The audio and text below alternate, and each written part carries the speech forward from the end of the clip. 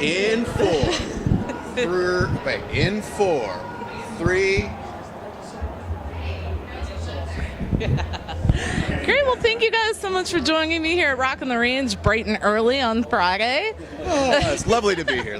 Can you introduce yourself to our site visitor? Sure. We are half of the band live. My name is Patrick Dahlheimer. I'm the bassist. And I'm Chad Gracie. I'm the drummer. Great. Well, thank you guys so much for joining me. What were you most excited about for the performance today? I mean, it's like, what, 45,000 people out there? I don't know. I guess it's the size of it. You know, big crowds are always exciting, so, and big venues, it's always fun. Definitely. I wore my special underwear in case anything happens. Do you have a power shirt or like? Well, I shouldn't talk about it, so.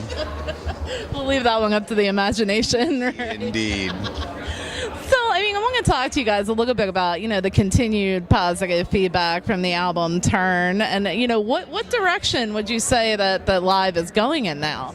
I think with the Turn, Live got back to a sense of itself in the early days when there was like this, there was an urgency or a need to just, I can't explain the feeling, but just to get these feelings out of us and get it recorded and concentrate on, I think, raw, just what the band functions as. It's like a raw machine, and I think that's I think it's what we captured on the record, hopefully. Absolutely. We kind of, like Patrick said, we wanted to go back to more of the ensemble style of writing music together. That's how we started the band. We sort of got away from that in the later years. It was more Ed writing all the songs, bringing them to us, and you know, and this time we went back to sitting in a room, hashing out ideas, and like we did on the first like 4 records. I'm always fascinated by a musician's ability to tell stories with both lyrics and with sound to evoke an emotion in the listener. For each one of you personally, when did music first begin speaking to you? Wow. I think one of my first concerts, I went to see the Jesus and Mary Chain. Good one. Yeah, right? My brother took me, and I was like 13 years old, and I think that's when it hit me. Between the dark lights and the big hair and just the dark, somber, I thought, okay, I kind of like to, I might like to do this. So, yeah. Probably mid-'80s for me, the U2 records, especially Joshua Tree and what was before, Unforgettable Fire. Those records really started getting me into the emotion of music and feeling it. So, yeah. Those are the, back then, 80s. Well, I mean, we've seen so many changes take place in the music industry over the years. I mean, the biggest one being the uprise of social media and the way that artists are able to use that to promote. I feel like now, you know, a band will put out an album and that would support the tour, and now the tour kind of supports the album. How has that changed your approach to things at all? I mean, for us, I think we've realized that the record is essentially a calling card. You know, when a fan gets that, they've got their content and the fix they need. You maybe don't rely on that as the monetary income. The touring is where that comes into play. But like I said, to me, the record now is like, here's my business card. Come check us out. You know, and that's what's going to get the people into the shows.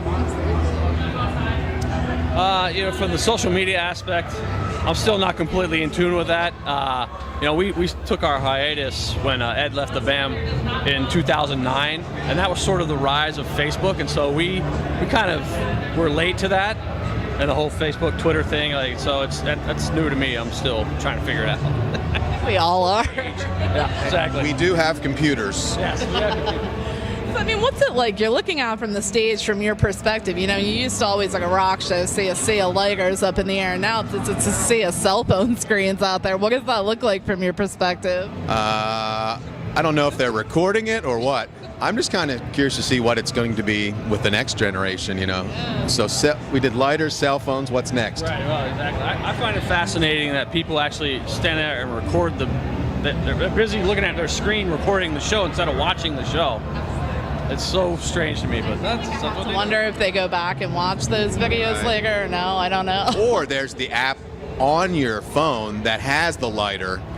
Have you seen that? So you can just stand there like with, yeah, They're like, it's both. Best of both worlds. exactly. So, I mean, what can you share with me about what the band is working on now? We've just been in rehearsals we have a handful of shows coming up. May 30th, we're in Atlantic City. So it's really we've been off on a little bit of a break. So it was just trying to get back in the saddle. We have a handful of shows throughout the summer. And then I think it might be time to write a new record. Exciting. Any idea where the direction of that's going to go? No. idea right now. That's how much thought we've put into it so far. It's a long way away right Still now. birthing the idea. It's still forming. We've also been very active outside of music at this point in our career. We've started a lot of different businesses in York, Pennsylvania, our hometown. We're creating jobs, and we took a 53,000 square foot building in downtown York and renovated it, and we put a state-of-the-art studio on the top floor. So that's where we do our recordings now. And the rest of the building houses a lot of our other businesses. We're trying to make a real economic impact in our hometown.